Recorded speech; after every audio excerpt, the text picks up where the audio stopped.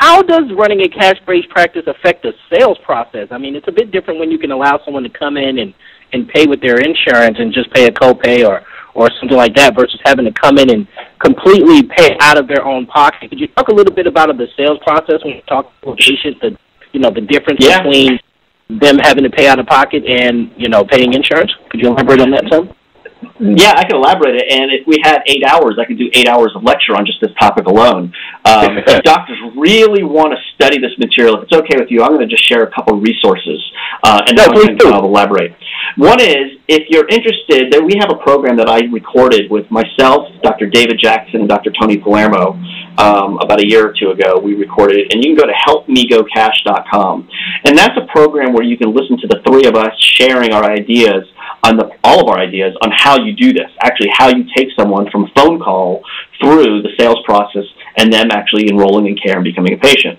That's one resource, and if you basically want to listen to three experts give our opinions and kind of share our own ideas and then learn from each other. Basically, we jokingly say in that recording, the doctor listening is doctor number 4, the fourth doctor listening to our conversation.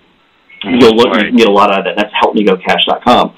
Another resource, if you're interested in, is we actually do seminars called the Master Your Day 1, Day 2, which is the actual whole process of taking someone through the agenda you take them through for consultation, exam, report of findings, financial report, enrolling them in care, taking them through care, transitioning them finally to a wellness program so that they stay with you lifetime.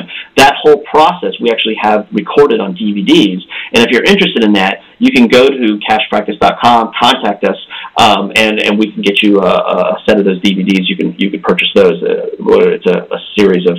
It's the seminar recorded. But to answer your question, the whole process, a lot of doctors say, well, is it in the close? What's your close to sign people up? And I will say there is no close. There is no sign-up closure process like in a traditional sales process. The sale happens through your consult, through your exam, through your report of findings, in that I often say for doctors, the art of selling without sounding like you're selling is what we teach. Meaning, you have to be able to get people to purchase care from you. They have to be able to say, yes, doctor, I want to hire you.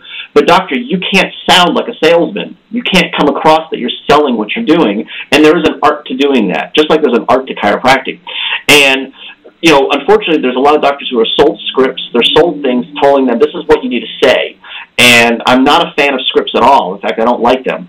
What I'm a fan of is you should have a process or an agenda, that I'd rather use that term. There's a process you take people through, and there are things that have to happen in that process. And what you say isn't necessarily as important as going through and accomplishing the purpose of that step in the agenda. So if there's 7 steps to the agenda, and you can accomplish those 7 steps, saying it differently than I say it, fine, that's okay. You don't have to say it the same way. But there is a formula that we figured out, or that I figured out, that works extremely well with taking someone through a consult, so that at the end of the consultation, they're ready to say, yeah, I'm ready for an exam, and they're prepared to pay for it.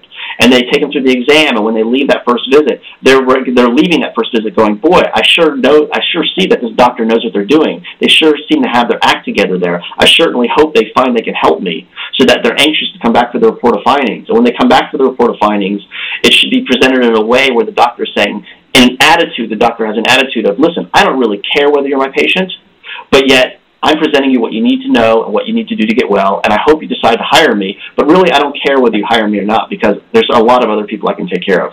Now, the doctor's not saying that, but that's the attitude they have, or the place they're coming from of, listen, you need me, I don't need you. And there's a way you take a person through this where it doesn't come off as salesy, it doesn't come off as you're trying to convince them to get care, you're not over-educating them, and that's probably the biggest thing I'll share right now is that in a report of findings, doctors say too much, they're trying to educate people too much, and what they need to do is just basically give people the information they need so that the person feels they can hire you. And there's certain information that belongs in that and certain information that doesn't. And we take them through that process. So finally, by the time you get to finances, they've already said yes to care. You don't discuss money until they've actually said, yes, I want to hire you. Yes, I want to get your services. Then at that point, it's like, oh, okay, well, if you'd like to go over finances, we can do that now. If you'd rather do it next time, we could do it then, whatever you prefer. But there is no close, per se, in the finances, per se. So when you say the sales process, I can't really go, we don't have time to get into all the details that go into it, but it's a 6 or 7 hour class of going through, this is what you do all the way through that process, and there's resources available for that. That's an interesting point on focusing on the process as opposed to focusing on exactly what to say, saying all the right things, and it's more about accomplishing those results. That's a good point. So do you find that most people will decide to get treatment right on the spot or sign up for a care program right on the spot, or does having a cash-based practice sort of increase the thinking over, since technically it's now all of the patient's expense? What have you found in that area?